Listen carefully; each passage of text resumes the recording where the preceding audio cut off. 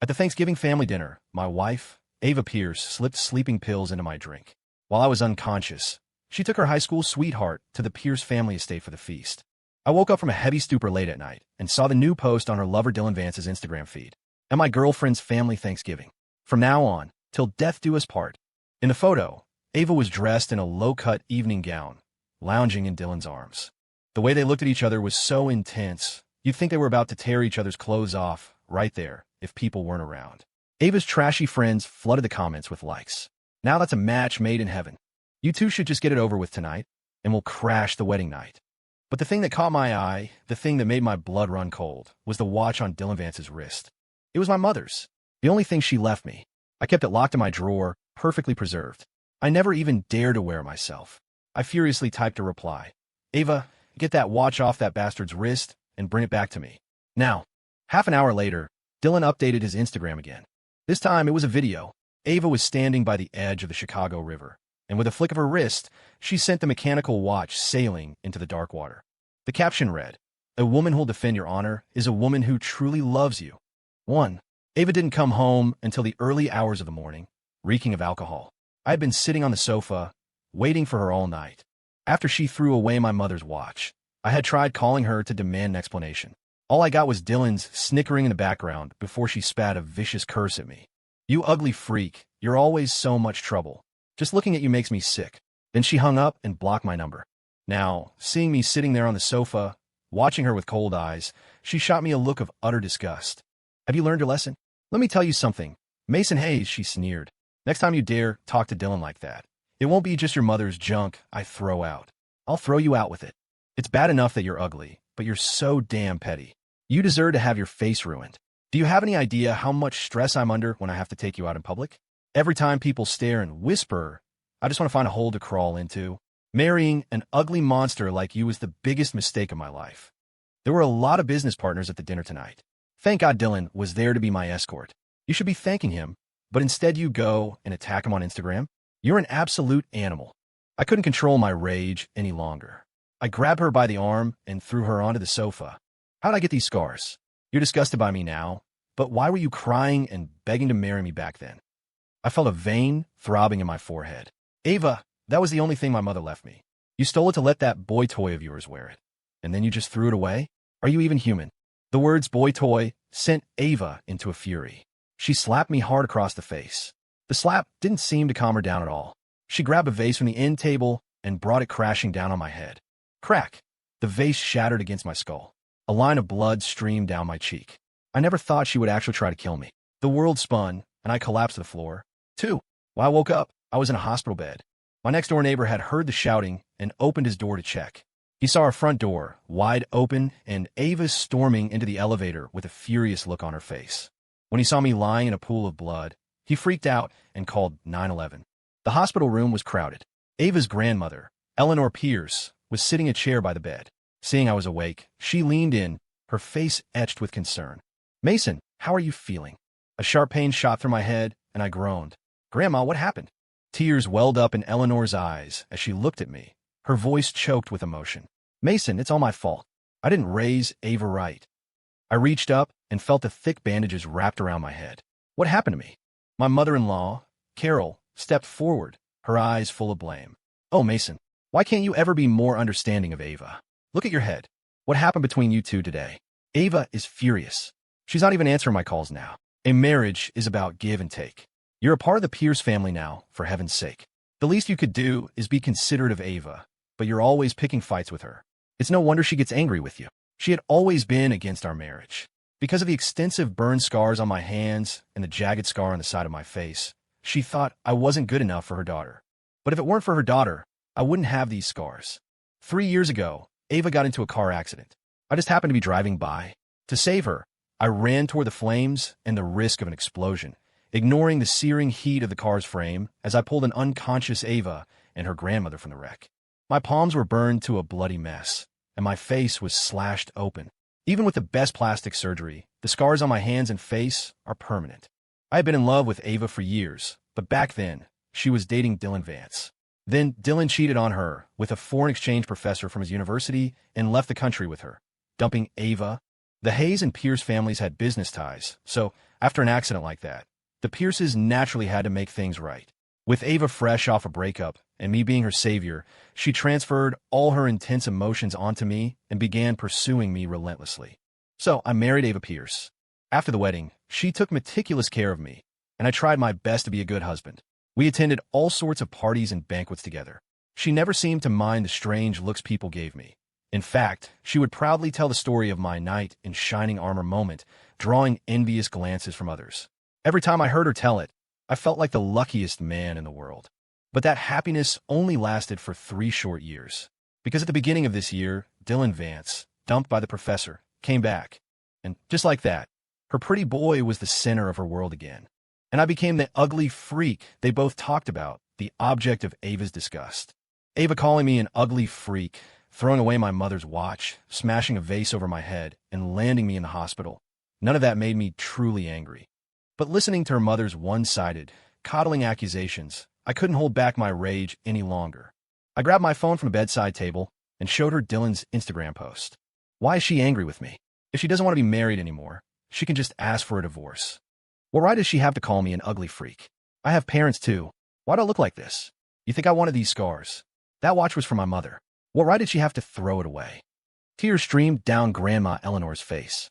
I finally lost control and pointed a finger at my mother-in-law, shouting, if there was anyone in the entire Pierce family who genuinely cared about me, it was Ava's grandmother. She truly treated me like her own grandson. Eleanor turned and gave my mother-in-law a cold command. I don't care which boy toy's bed Ava is hiding in right now. If she is not here in half an hour, she can stop being my granddaughter. 30 minutes later, the door to the hospital room opened. It was Ava. By now, everyone but her parents and grandmother had left. Best not to air the family's dirty laundry in public. I thought she had come to apologize after her mother's call. But in the next second, she slapped me hard across the face and shoved me off the hospital bed. I hit the floor hard. The violent impact caused the gauze on my head to soak with fresh blood. Before anyone could stop her, she lifted her high-heeled shoe and stomped down hard on my hand. You bastard. I'll teach you to fake an injury. I never realized what a great actor you are. You've got my parents and even my grandmother wrapped around your little finger. Dylan was drunk and throwing up, so I took care of him. That's it. And you blow this tiny thing up until the whole family is in chaos. I've been way too good to you. With that, she kicked me viciously in the head. A wave of dizziness washed over me. My vision went black, and a cold sweat instantly drenched my hospital gown. The others in the room were stunned by her sudden violence. My father-in-law grabbed her arm and flung her aside, while my mother-in-law and Grandma Eleanor rushed to help me up. After a flurry of activity, and after the doctor confirmed I wasn't in any immediate danger, they finally breathed a sigh of relief. The patient has a serious head injury, a moderate concussion. He needs complete rest, or there could be permanent complications, the doctor said, shooting a contemptuous look at Ava. His tone was sharp. What the patient needs right now is rest. Folk remedies like percussive therapy to the head have no scientific basis. Don't try to treat him yourself next time. Ava exploded. What the hell are you talking about? What's your name? You want me to file a complaint against you? The customer is always right. I'm paying for medical care here, and you're supposed to provide a service. Who do you think you're talking to with that sarcastic tone? Grandma Eleanor coughed pointedly. My father-in-law, Robert, got the message and slapped Ava hard on the back. Shut your mouth. You put Mason in this condition, and you still have the nerve to stand here and yap? How'd I raise such a monster? My mother-in-law, protective as ever, jumped in front of Ava. What are you doing? It's normal for young couples to have little fights. You don't hit your own child like that. She shot me a sideways glance, then turned to stroke Ava's reddening cheek, her face full of pity. How is it, Ava? Does it hurt? It was laughable. From the moment I woke up, this woman hadn't said a single word of concern for me. But the second her monstrous daughter gets a slap, she's full of indignation. A model mother-in-law, truly. Grandma, I said, tugging on Eleanor's sleeve. I'm not strong enough to handle these little fights of the Pierce family. And it's clear Ava has someone she loves now. I don't see any reason to continue this marriage. It's better to let them be together. I looked at her apologetically. I'm sorry. It seems I'm not lucky enough to be your grandson after all. Hearing this, Ava's eyes lit up. You were the one who said it. So tomorrow, we'll just... She glanced at me, lying weak in the hospital bed, and her expression turned awkward. No rush, no rush. We can do it after you've recovered. Slap. A loud smack landed on Ava's face. She stared at her grandmother in disbelief. Grandma, why did you hit me? You were the one I'm hitting. Eleanor was trembling with rage. Mason saved your life. He saved my life. And this is how you treat him? Have you no conscience? How did the Pierce family produce someone so shameless? You've brought nothing but disgrace to this family. I'm still the head of this family. Don't think for a second that just because I'm old, you can do whatever you want. I'm making this crystal clear right now. As long as Mason hasn't forgiven you, you are not to set foot in the Pierce house. And if Mason divorces you, you can forget about ever taking over the family business. My mother-in-law was horrified. Mom, you can't be serious. Silence. Eleanor cut her off sharply. And you, look at what you've spoiled this wretched girl into. She beats her own husband until he's bleeding from the head and still doesn't know how to admit she's wrong. What kind of parents are you? Let me tell you, if Mason is no longer my grandson-in-law, then I don't want you as a daughter-in-law either.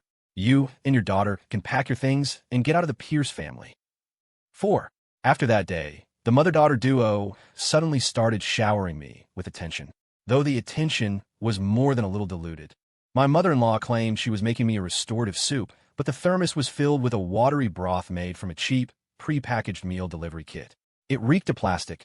Ava said she wanted to make it up to me and brought me a new watch. I quickly discovered it was a $300 fake from a shady downtown market. Even their apologies were just thinly veiled threats, constantly reminding me that Ava was the sole heir to the family fortune, implying that if I divorced her, I would be the villain who ruined the entire Pierce family. Their ugly, transparent motives were sickening. Seeing that I remained unmoved, the ever-impatient Ava was the first to snap. She paced back and forth in the room, her face a mask of annoyance. Mason Hayes, are you ever going to let this go? All I did was take care of Dylan for a bit. I didn't do anything to betray you. You're just my husband. What right do you have to control my personal freedom? You do nothing but overthink things. Dylan is so much more understanding than you are. He heard you were hurt and wanted to come visit you in the hospital. And look at you being so petty. You're not even fit to lick his boots. Great. Then hurry up and divorce me. Once we're divorced, you could go find your wonderfully understanding Dylan. A petty, ugly freak like me isn't worth all your effort. She was speechless with anger. You know I can't divorce you. What's the point of saying all this? If I really divorced you, Grandma would actually kick me out of the family. If I had known you were this kind of person, I never should have let you save me in the first place. I let out a cold laugh. Ava, if I hadn't saved you, the grass on your grave would be 3 feet tall by now. Who would even remember you were the great Ava Pierce? But fine, I don't have to divorce you. On one condition. Her expression brightened. Tell me, anything. From now on, I don't care how many boy toys you find or what kind they are, but don't bring them home. In fact, it's better if you don't come home at all. I don't like the smell of other men in my house. She was more than happy not to come home, nodding eagerly. Fine, fine, I promise. Also, I'm still your husband. So for events like family dinners, keep your trashy friends away. Especially Dylan Vance. I don't want to see him. From now on, if I'm there, he gets lost. Otherwise, don't blame me for embarrassing you in public. She looked displeased. What does this have to do with Dylan? You overslept for the last dinner. If it weren't for him stepping in, I wouldn't have even had an escort. I stared at her coldly. Ava, it's just the two of us here. You can drop the act. You know exactly what you put in my drink. She deflated. Fine, I promise. Huh, women, there's no such thing as deep regret. Once a woman's heart has turned, it's a total betrayal, body and soul. She's not coming back. In a situation like this, if you play the victim and wallow in self-pity, they'll only despise you more. Instead of waiting for a cheater to have a change of heart, it's better to be aggressive and seize control. As I saw it, Ava's feelings for Dylan weren't that deep. If she were truly, madly in love with him, she wouldn't be so terrified of losing her status as the Pierce heiress. In the end, she didn't love anyone. She only loved herself. 5. On the day I was discharged, Ava dutifully came to the hospital to pick me up. I knew she didn't want to be there. Grandma Eleanor must have forced her. That's why I had arranged for a few reporters to be there, taking pictures from a distance. After all, the Pierce heiress hospitalizing her husband was a big story. My face was pale as I walked out of the hospital, leaning on an orderly for support. Just then, Ava's phone rang behind me. Her ringer was loud. Ava, I think I'm coming down with a cold. Can you come make me some soup? Without a moment's hesitation, Ava agreed. She shoved the orderly and me aside, jumped in her car, and floored it, peeling away down the street. She left me, the orderly, and a pile of luggage on the curb, watching her taillights disappear. Everything went exactly as I had planned. I had calculated that Dylan, knowing I was being discharged, would pull a stunt like this. He must have figured out by now that Ava couldn't divorce me. If he couldn't marry her, he would always be the other man, and he'd never get his hands on the Pierce family fortune. I was a thorn in his side. I nodded to the orderly. He waved over a black SUV that was waiting nearby, and it pulled up to help me with my things. The reporters captured the whole pathetic scene. That night, Grandma Eleanor summoned Ava back to the family estate and made her kneel at the front gate for the entire night. No one's pleas could change her mind. The autumn night was cold and damp. I was worried Ava might catch pneumonia, but my words carried no weight with her grandmother. So, I called Dylan and asked him to be the one to persuade her. When Dylan heard that Ava was being punished because of him, he actually ran over to the estate like an absolute idiot to plead her case, nearly giving Grandma Eleanor a heart attack from the rage. I heard that night, the estate's guard dogs chased Dylan for 2 whole blocks. He ran so fast he lost his shoes. Not only was his suit torn to shreds, but one of the dogs took a nasty bite out of his ass. He had to spend the rest of the night in the ER getting rabies shots. Serves him right. 6. 2 days later, I got a sudden call from the estate telling me to come over immediately. On the way there, I wondered what the big emergency was. When I pushed open the villa's door, I saw my father sitting brazenly on the living room sofa. Grandma Eleanor sat beside him, forcing a smile. My in-laws and Ava stood to the side, too terrified to even breathe. When they saw me arrive, the Pierce family let out a collective sigh of relief. It finally dawned on me. My father must have seen the news reports from the day I was discharged.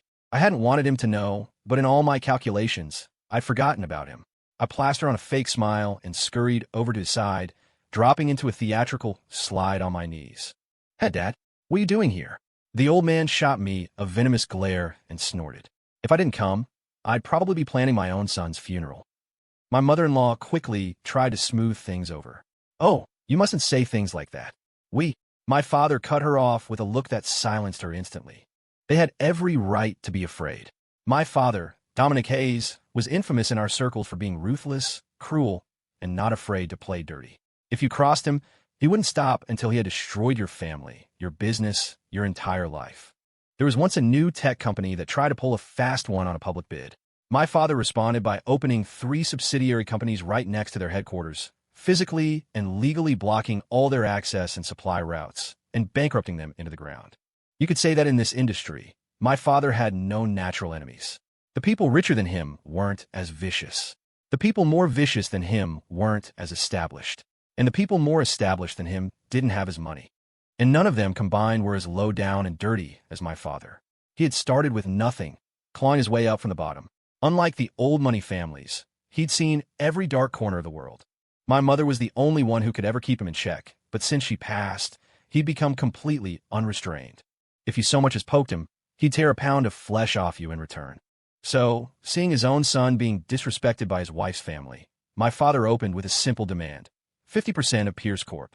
as shares. At that number, Ava's eyelid twitched violently, and she couldn't hold her tongue. "You old bastard. 50%?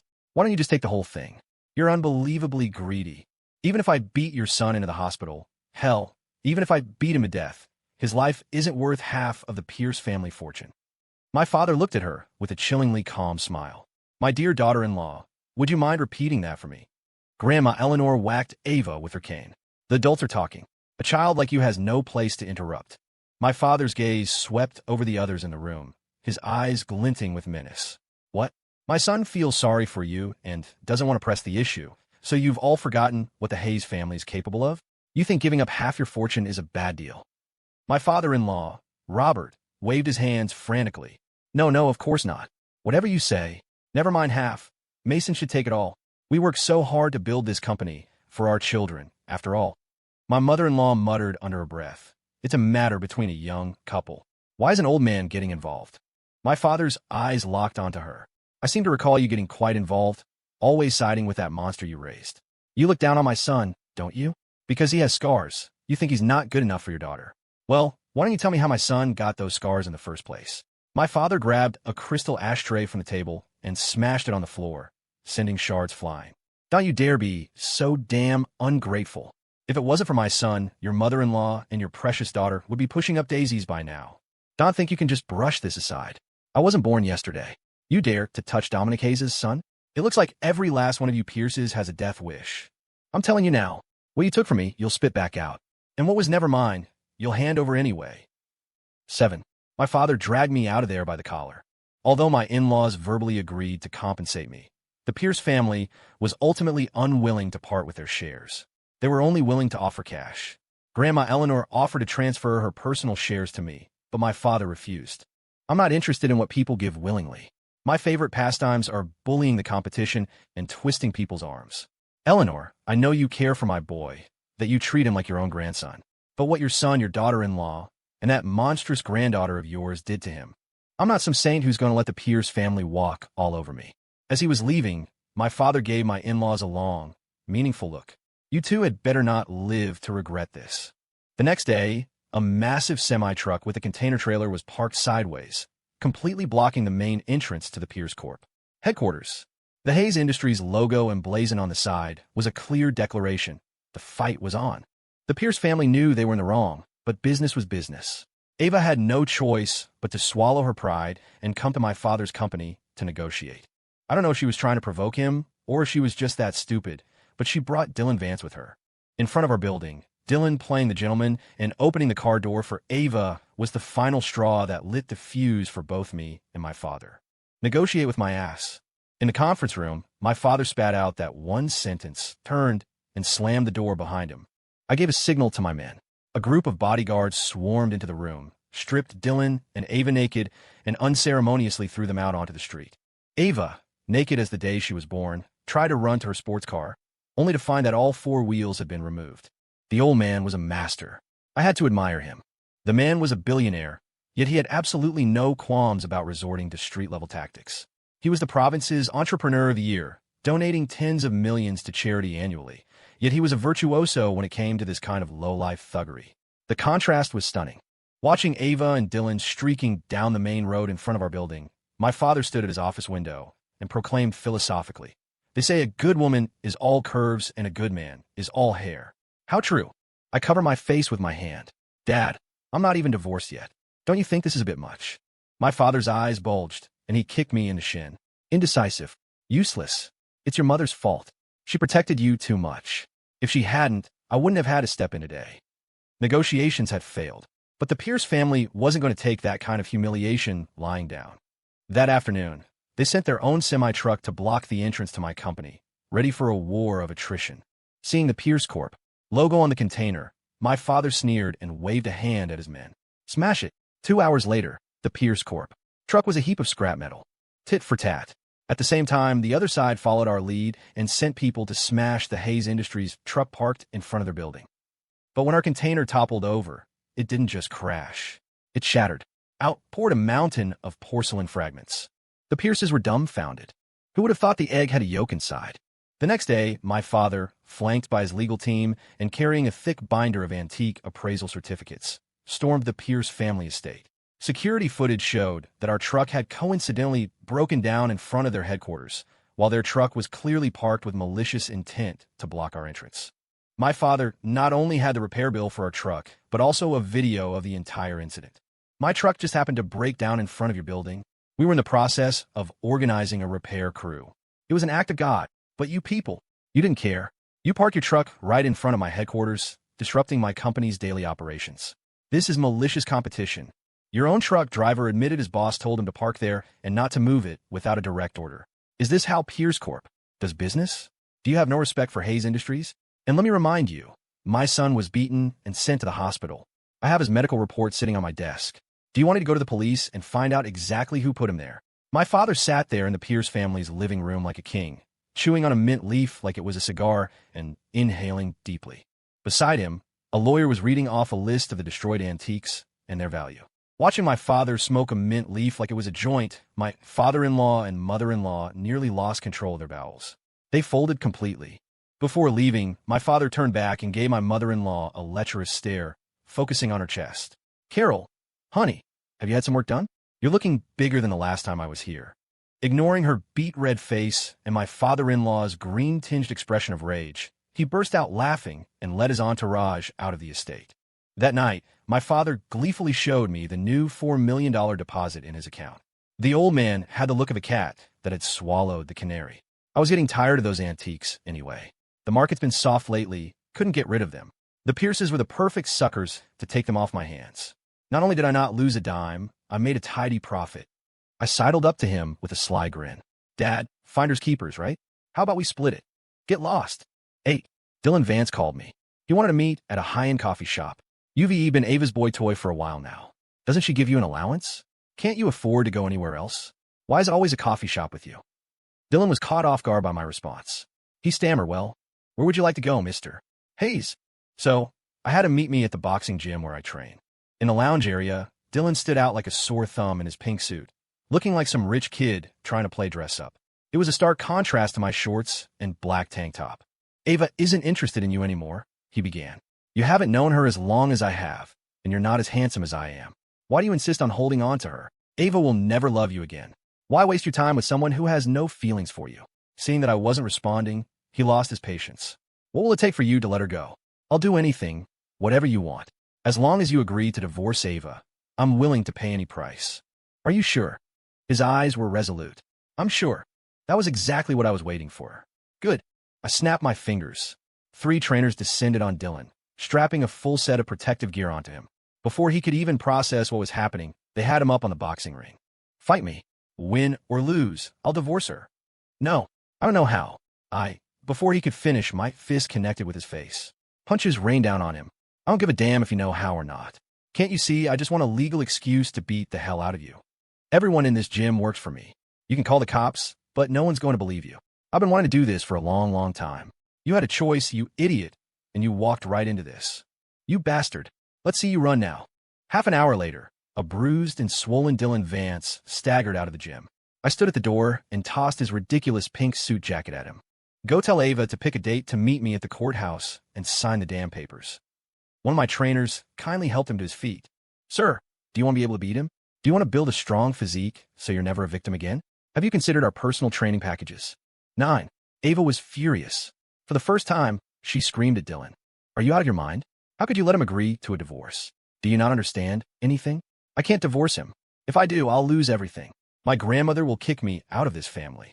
Can you just stop causing trouble? Aren't things fine the way they are now? Getting an earful from Ava sent Dylan into a tailspin. He turned right around and went to her mother, Carol. My mother-in-law, ever protective of her new favorite son-in-law, secretly called me, asking me to persuade the old woman to agree to the divorce. What's in it for me? I asked. Oh, don't be so stubborn, dear. It's obvious Ava doesn't care for you anymore. What's the point of holding on like this? Be a man, be generous. By clinging to Ava, you're only holding yourself back. Besides, if you don't have what it takes to keep a woman's heart, you can't blame anyone else, can you? Instead of both of you being miserable, it's better to just get it over with. It would be good for you and for her, don't you think? I first met Ava in college. My mother had just passed away, and she was like a ray of light in my dark world. But I knew she had a boyfriend, Dylan, so I never interfered. I just silently wished for her happiness. Then Dylan cheated and dumped her, and I became her savior. That's when she started pursuing me. I knew she didn't love me. She knew how I felt about her. Her pursuit was just a way of repaying a debt. But back then, I truly believed I could change her heart. So, after we got married, I took care of everything for her. I handled every little thing, so she wouldn't have to worry, trying to be the solid foundation she could rely on, just so she could have a comfortable and happy life at home. I thought she had finally fallen in love with me. But then Dylan came back, and I realized my devotion had been a complete waste. When my dad found out my mother-in-law had called me, he nearly flipped the table. I can't believe the nerve of that woman. After everything that's happened, she still has the audacity to talk down to my son? Who the hell does she think she is? The result, a group of low-level thugs started tailing my mother-in-law, following her whenever she went out. At the same time, a few blonde bombshells started having chance encounters with Dylan Vance. A flock of gorgeous foreign women began fawning over him, treating him like a king. Ava got jealous. Her attempts to confront them failed miserably. She got into a public brawl with the women and ended up in a hospital. The video of her fighting with several foreign women in the street went viral. The Pierce family was in utter chaos. Grandma Eleanor called me, asking if I was truly done, if I really wanted to divorce Ava. I'm sorry, Grandma. I've had enough. I can't be your grandson-in-law anymore, but I'll always be your grandson, okay? Her eyes grew moist. She stroked my head. It's me who wasn't so lucky. It's all that wretched girl's fault. She's the one who wronged you. Don't you feel any guilt? Whatever you decide, Grandma will support you. She gave me 20% of Pierce Corp.'s original shares. I tried to refuse, but she forced them into my hands. You will not refuse. Think of this as a little compensation from your grandmother. As I was leaving the estate, I ran into Ava. We should find a time to get the divorce papers signed. You're free now. Don't worry. Your grandmother won't give you any more trouble. Ava was ecstatic. For the first time in a long time, she actually thanked me. That night, she called me, screaming, demanding I give her back the 20% of the company's shares. You shameless, ugly freak. Is money the only thing you think about? How dare you take those shares? That's our family's property. What right do you, a bastard who's about to be out of my life, have to take them? My voice was ice cold over the phone. Ava, do you know why your grandmother gave you those shares? Because you owe me. If it weren't for you, these shares would never have ended up in my hands. This is your grandmother's way of atoning for your sins. Do you understand? And don't worry, I'm selling them tomorrow. Ava's voice grew tense. Who are you selling them to? Mr. Corbin has already reached out. He made me a very good offer. I plan on selling to him. Are you insane? Ava's voice cracked with panic. Corbin is my father's biggest rival. If those shares fall into his hands, he'll have more shares than my father. No, you can't sell them to him. Ava, if you want them, buy them. Otherwise, what right do you have to interfere with my freedom to sell my own property? Because those shares were supposed to be mine. You can't sell them. I was done talking to the selfish brat. I hung up the phone. And so Mr. Corbin successfully acquired the 20% of original shares. He then promptly kicked my father-in-law off the board of directors and had Ava fired from the company. 11. Ava finally got the divorce she wanted. Less than a month later, Dylan Vance rushed her into a wedding. Ava couldn't wait any longer, either. She just found out she was 3 months pregnant. As the ex-husband, I sent the newlyweds a generous gift. On the day of their wedding, during the reception, the massive screen in the banquet hall suddenly started playing a video of Dylan in a rather creative orgy with several foreign women. The scene was explosive, the acts were extremely liberal, and Dylan even performed several high-difficulty maneuvers that drew gasps and cheers from the shocked wedding guests. The date on the video was from the previous day. Only then did Ava remember that the night before their wedding, Dylan had told her he was having a bachelor party with his best friends. My father-in-law couldn't handle the shock. He had a stroke and was hospitalized, diagnosed with partial paralysis. My mother-in-law, who had been firmly on Dylan's side, finally turned on her wonderful new son-in-law. You rotten cheater. I helped you get my daughter, and you put her through this humiliation. TCH, you old-fashioned hag. A bachelor party is every man's right before he gets married. Who are you to tell me what to do? The two of them got into a massive fight at their villa. My mother-in-law shoved Dylan down the stairs. Dylan fell 3 stories, crashing onto the glass coffee table in the living room below. He was not only severely injured but also damaged his spine, leaving him completely paralyzed. My mother-in-law was sent to prison for aggravated assault. Looking at the wreckage of the family, I picked up Grandma Eleanor from the estate and sent her to a quiet, high-end retirement community overseas. Her father was paralyzed in a hospital bed. Her mother was in prison. Her cheating husband was paralyzed and helpless at home. With nowhere else to turn, Ava thought of me again. She wanted me back, and only then did she remember the watch she had thrown into the river. In a desperate attempt to win my heart back, she went to the spot where she had thrown it away and waded into the river herself to search for it. But she didn't know that an upstream dam was scheduled to release its floodgates. A sudden, violent surge of water rushed down the river. She couldn't escape in time and was swept away by the raging current, carried out towards her soul's true home, the sea. 12. 3 years later, on a late autumn day, a homeless woman in tattered clothes suddenly appeared at the entrance of my company. She was clutching a watch, so filthy it was barely recognizable. When she saw me, she pushed her matted hair away from her face and, with a vacant smile, held out the broken watch. She bowed deeply, then turned and scurried away. Ava! I shouted her name at the retreating figure, but the woman didn't look back. She disappeared around the street corner, and I never saw her again. During the first snow of winter, a body was found in the abandoned, bankrupt Pierce Corp. headquarters building. It was a homeless woman. She had been dead for a long time, her body frozen solid. Clutched tightly in her hand, even in death, was a set of divorce papers, the ink blurred and faded by water. The end.